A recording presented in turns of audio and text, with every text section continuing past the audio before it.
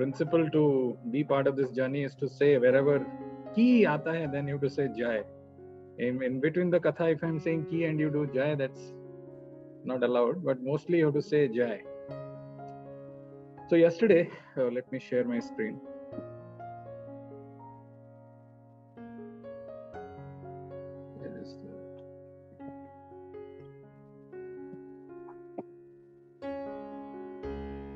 My screen visible?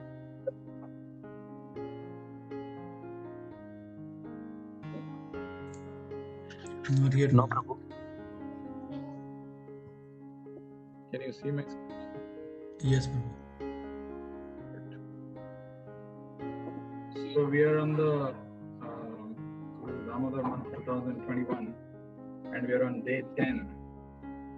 But this is part of our Brajmandal Parikrama, day 6th day. And we are going to our destination today is Talban. So we had a nice breakfast at Madhuban. The Madhuban, there was a Brajvasi who had given us nice breakfast. And now the buses, I hope you have boarded, and we are about to start from Madhuban. It's early morning. Beautiful forest, Madhuban. Yesterday we saw how lush green it is. And so many wonderful pastimes of Krishna were performed here. Just by seeing a nice forest which is lush green, one automatically comes to a mode of goodness. Otherwise, this passion and ignorance is too much in this material world. So, having heard the pastime of Dhruva Maharaj yesterday, in 4 minutes I'll tell what was the essence of the pastime that we heard yesterday. Dhruva's father Uttanpad had two wives, Suniti and Suruchi. Suniti refers to scriptural injunctions. Suruchi refers to material taste enjoyment, material enjoyment. Had two sons, Uttam and Dhruva. When Dhruva was denied to sit on his father's lap, he became very angry. He was angry like a snake. He was hissing. He went to his mother, Suniti. And Suniti tells, actually, your father, whatever your stepmother has told, that's right. You're not born from her womb, and your father doesn't care about me. And so the only way you can alleviate your situation is if you go to the forest. And without thinking twice, he wanted to be successful. He wanted to have a kingdom which is bigger than his great-grandfather. Or is it grandfather? Great-grandfather. His father is Uttanpad, his father's father, his grandfather is Swayambhu Manu, and Swayambhu Manu's father is Brahma, the creator of this universe, and he wanted to have a kingdom greater than Brahma. So with that determination that I will have something bigger than my great-grandfather, Dhruva walks in, 5-year-old boy. Madhav, how old are you? Madhav is 12 now. So he's just, okay, 11 plus. So you can imagine how, when you're tiny, you're half of your age, now you're 11, twice half, less than half. So that time Dhruva walked into this forest, and Narad Muni happens to meet him by the will of the providence, and Narad Muni tells him, initiates him in this mantra, Om Namo Bhagavate Vasudevaya, and tells him, go and take bath in the river Kalindi or Yamuna and perform austerity.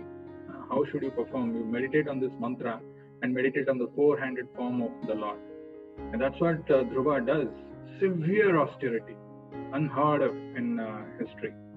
The first month he just takes some berries and fruits. The second month he takes dry leaves and grass. Third month he takes only water. Fourth month he just breathes. Fifth month he stops breathing. And because of his severe austerity, the whole world is choked. Prabhupada writes in the purport, it's like as if an elephant is on a boat which is like an Indian boat, not so sturdy. Imagine that's a very badly constructed boat, and a huge elephant is there on that. So it topples, it can't just take it. Similarly, the whole world started toppling because of the severe austerity of Dhruva Maharaj. He started putting pressure through his thumb. And all the demigods also got suffocated, and they went to Vishnu, and Vishnu appears. And when Lord appears in front of Dhruva, what a wonderful sight that was. And Dhruva Maharaj had this intense desire to offer prayers to Vishnu. And but he didn't know, because he was just 5-year-old boy. He has not gone to any Bhagavatam class, neither he has heard.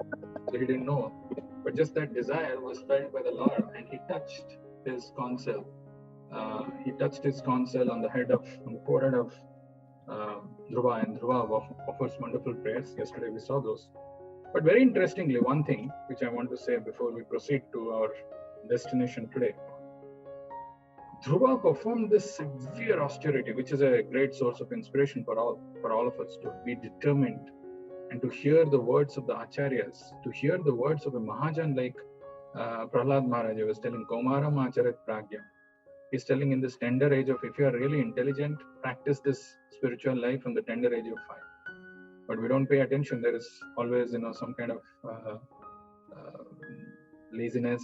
There is some kind of procrastination. There's some kind of dullness. There's no, and then oftentimes our false ego also comes into picture, and we are not able to engage in the wonderful devotional service of the Lord. Dhruva, when he received, actually the Lord blessed him a kingdom which is bigger than Brahma. Then what was his reaction? Yes, did it. What you would have done, mother? Yes, I got it now. No, actually Dhruva was feeling sad. There is a very beautiful verse in Bhagavatam. It says, Thana bhilasi tapasi statoham Tvam praptavan deva munindra guhyam kacham vichinvan api divya ratnam swamin kritarthosmi baram nayachi. How foolish I was. I was looking for broken pieces of glasses. Sthana bhilasi tapasi statoham Tvam praptavan deva munindra guhyam kacham vichinvan api divya ratnam. I have found a golden diamond. I mean, it's a beautiful, strong diamond. Api divya ratnam. Engaging in devotional service of the Lord is not an ordinary thing. I've got your darshan. What I was looking for, I don't want it anymore. Swamin kritarthosmi varam nayache. I really don't need it. Not that he was jubilant and anyway, there's a lot to learn from this pastime of Dhruva Maharaj, which we saw yesterday. And we prayed, we had this reflection, if we can have the similar determination, dedication, and a strong desire I should be engaged in devotional service. This life is the last human life. I don't want to take birth anymore. Then we can certainly achieve success. Now, moving on, let's first pray to Srila Prabhupada before we start today's journey. Namo Vishnu Padaya Krishna Prasthaya Bhutale Srimate Bhakti Vedanta Swaminati Namine Namaste Saraswate Deve Gauravani Pracharine Nirvishesha Sunyavadi Paschatya Deshatare. Srila Prabhupada ki online. Srila Prabhupada ki Jai. Okay, active. Some people are correct. Fine. So actually, this is the mercy of pure devotees like Prabhupada, who in their hearts feel that intense separation for Krishna. Even though he was in the western part of the world, he was in America, he was in New York, his heart was always in Vrindavan. Because of their intense separation from the Lord, when they speak, when they express certain things, it becomes revealed to us. Otherwise, Vrindavan, to access that is not possible. So, praying to Srila Prabhupada, let's start today's journey from Madhuvan. And I hope you've all checked your seats. Everything is fine, and we are on our journey to some place. I just wanted to share, it will follow my cursor where I am showing. So, Vrindavan is here. You see this red dot. Okay, and if you have to come, so where we have traveled is from Vrindavan, you have to come to this highway. This is called Agra Vrindavan Highway. You have to take this highway, and if you come in this, first thing that comes is Akrura Ghat. Then you come. So this thing that you are seeing here is actually River Yamuna. So Vrindavan is located right on the banks of River Yamuna, and then you come to this highway.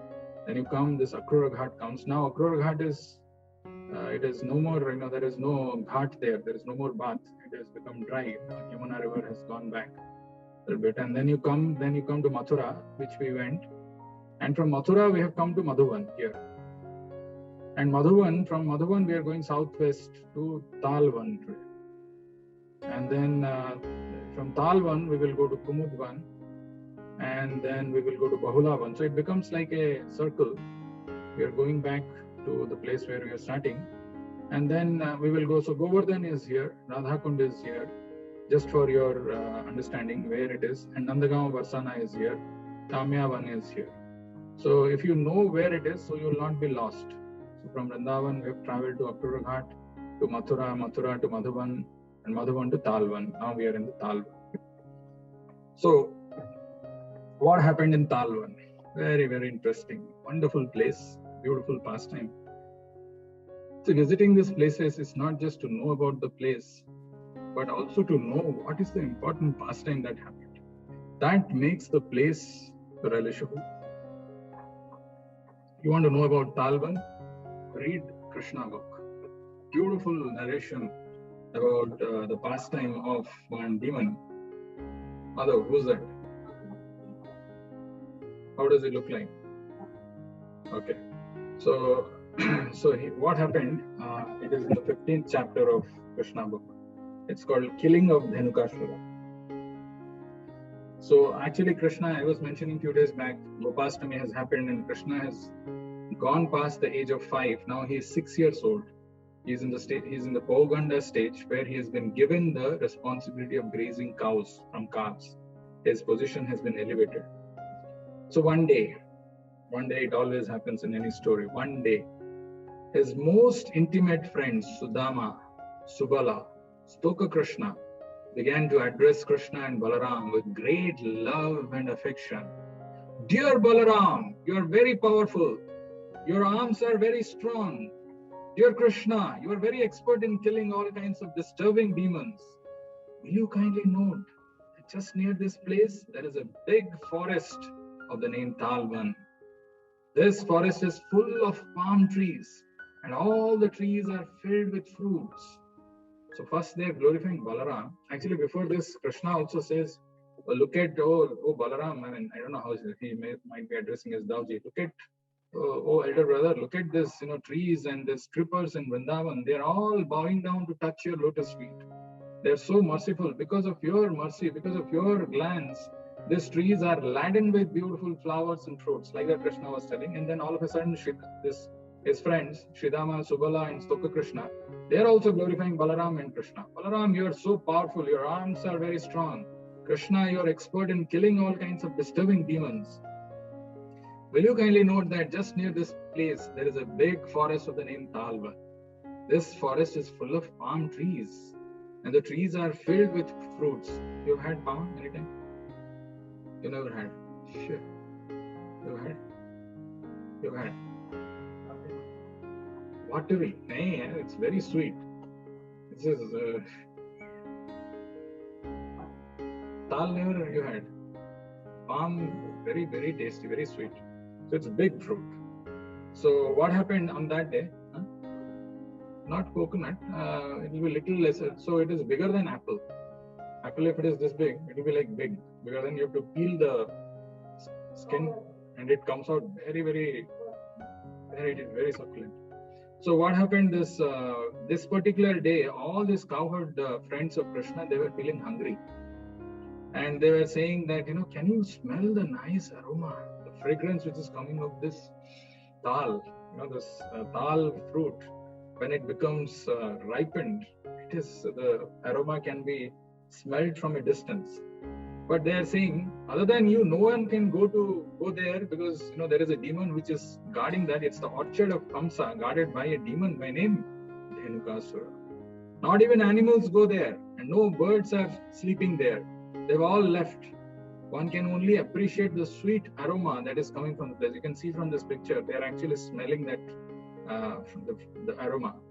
It appears that till now no one has tasted the sweet fruits there, either on the tree or on the ground. Dear Krishna, to tell you frankly, we are very attracted by this sweet aroma. Dear Balaram, let us go there and enjoy these fruits. They have only hope, Krishna Balaram. Okay.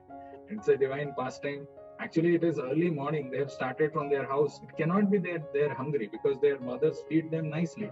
And Krishna Balaram also carry their food from their house, packed by Mother Yashoda. So they cannot be hungry, but they are feeling. In this case, they are feeling hungry, and this aroma of and the tal, palm, is actually making them more eager. So then they are asking, don't you smell it from here? So when Balaram and Krishna were thus petitioned by their smiling, intimate friends, they were inclined to please them. And they began to proceed to this forest. So when they went to the forest, what happened? Actually, Balaram, immediately when he reached there in the forest, so he began to yank the trees with his arms. So he just did that, and all the fruits which were there, they started falling on the ground.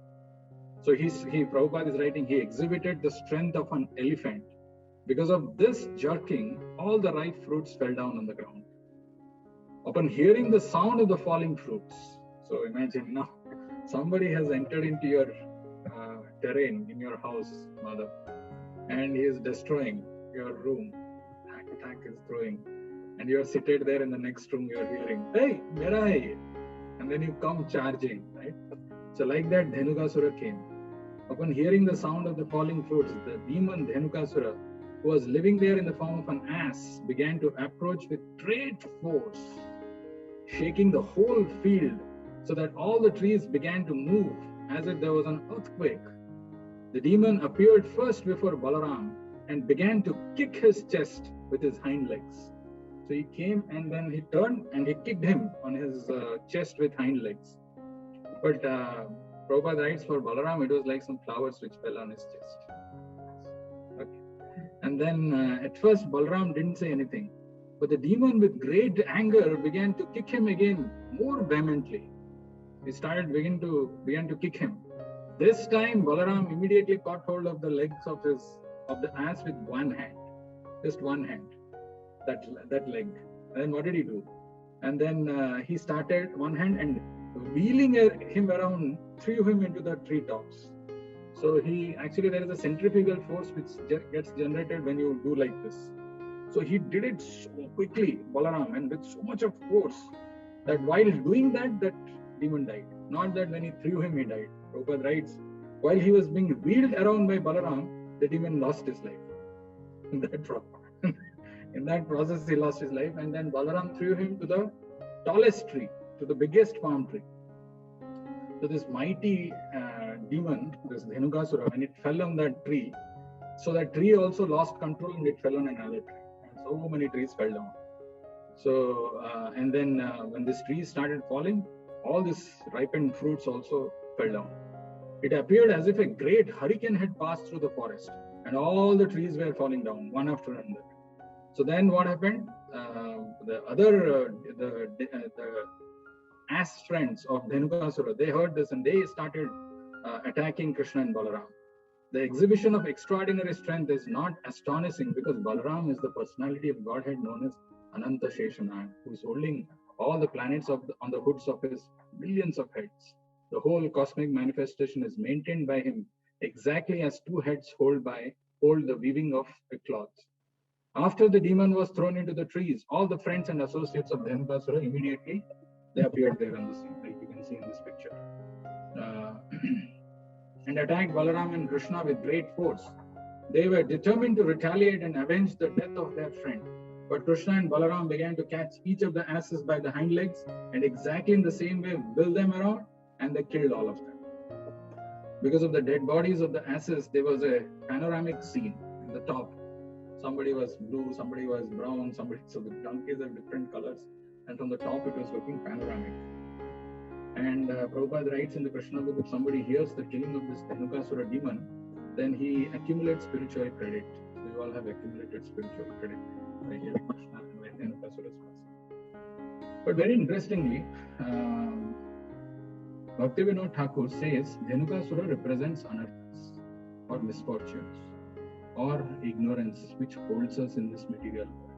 He was completely in the mode of ignorance. He didn't know that this is Supreme Personality of Godhead Krishna and his brother Balaram was not different from him. He could not recognize because that is completely in the mode of ignorance. So Bhaktivinoda Thakur says, Maya Mugdhasya Jivasya Gyeyo Anarthas Chaturvidha. So he sings there are 4 kinds of anarthas. Hrid Daurvalyam first, Chaparadho, Aparadho is second, Sat Asat Trishna third, and Tattva Vibhrama 4. So the anarthas of the living entities enchanted by the illusory energy are of 4 kinds. Weakness of heart, Hridaya Daurvalyam. Offenses, Aparadha. Hankering for what is temporary, Asat Trishna. And illusion about one's real identity, Swarupa Brahma. They bind the living entity into the material world and entangle him in its miseries.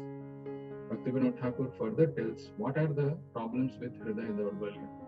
Hridaya Daurvalyam is of 4 kinds. Tuchha asakti, attachment for useless things.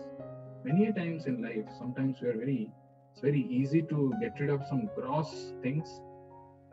Grossly we are able to overcome, but then there are asakti or attachment for useless things, very small thing, but we get very possessive about it, very attached to this. Tuchha asakti. Kutinati, deceitful behavior, diplomatic behavior. This is a problem. This is an anartha, ignorance. Trying to do something, not being very open and clear, acting in a manner, thinking in a manner, and talking something else. These are all kutina, deceitful behavior. Being simple is a very important element to advance in spiritual life. Matsarya, envy, becoming envious of somebody else. Oh, he has got nice house, or he has got nice facilities, or he is doing nicely in devotional service. Becoming envious of someone. Swapratishtha lalasa, desire for one's own fame and prestige. So this is the first kind of anartha called Hridaya Daurvalya. Second one is aparadha. Aparadha is also 4 kinds. Offense towards Sri Krishna, offense towards Krishna Nam aparadha, offense towards Krishna Swarupa, or the deity form of the Lord. This is called Seva aparadha. Offense towards the Tadiya Chitkana Jivas, or to other living entities. So offense towards Krishna or his abode is Dham or Krishna aparadha, Nam aparadha, Seva aparadha, and aparadha for other living entities, towards other living entities. The third is Asat Trishna. That is also 4 types. Varieties of desires for material enjoyment in this world. This is also ignorance. Varieties of desires for material enjoyment. I want to enjoy in this way, I want to enjoy in that way, I want to go here, I want to do this. Desires for enjoyment in the higher planetary systems of Swargaloka. Desires for the attainment of the 8 mystic siddhis and the 9 divine jewels of Kuvera, and the desire for mukti. And the last one is Swarupa Brahma, or the illusion about one's own identification. Swatattva or Jiva Swarupa Brahma, not knowing what is our spiritual position, illusion about one's spiritual identity, thinking that we are this body. Paratattva Brahma, not knowing about the spiritual identity of the Supreme Absolute Truth, thinking it to be impersonal Brahman or Paramatma, not knowing that the Supreme Absolute Truth is a person. Third one is Sadhya Sadhana Tattva Brahma, or illusion about sadhana bhakti, not having enough faith in sadhana bhakti. This is the means of spiritual perfection, but I don't have faith, I don't have shraddha, I'm lacking faith. And sadhya, what is the object to be obtained by such sadhana? What is the gain? What is the goal? What is the ultimate objective of engaging in sadhana bhakti if one is not clear? That's also sadhya sadhana tattva brahma. And maya tattva brahma, illusion about the Lord's external energy maya. Sometimes people get this idea, despite being engaged in devotional service, there is some happiness somewhere I'm not experiencing in spiritual life, in my process. I must go and experience something in this Maya world. That is the illusion about the Lord's external energy. So all these 4 kinds of anarthas can be removed by the mercy of Guru, by the mercy of spiritual master, because this particular demon is killed by Balaram. So we need the mercy of Balaram. Balaram is the original spiritual master, the original energy of the Lord who's holding this material universe. His potency, his energy is required to remove all these weaknesses, these ignorances from our heart. Otherwise, we lack the spiritual strength, we lack the spiritual taste, and we are not able to progress in devotional life. So this is the beautiful pastime of Dhanukasura, which happened in Talvan, and this is the beautiful deity of Krishna and Balaram. You can see Balaram is proportionately very high compared to Krishna here. So it is written Dauji, and Krishna is very happy here, being protected, being sheltered by his elder brother, and being in awe of the wonderful activities performed by his elder brother. And there is also a deity of Revati.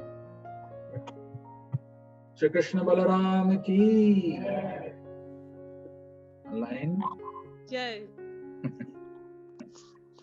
Krishna Balaram ki Jai. Srila Prabhupada ki Jai. Talvan ki Jai. So we've reached Talvan today. We've reached Talvan. Typically, don't think that you're in some place in your house or you are doing some material things. No, actually you have reached Talvan. Meditate on this wonderful forest where the ignorance represents or the demon who represents ignorance was killed by Balaram, we should also meditate, and we should meditate on Balaramji, on Srila Prabhupada, that the ignorance in our heart is also removed, and we have enthusiasm to engage in devotional service. We have patience, and we don't give up on this path of devotion. So next is we have Damodara Ashtakam, the beautiful Damodara Ashtakam written by Satyavrata Muni, and we will meditate on the beautiful form of Radha Krishna as the Radha Damodar. So stay tuned. Right.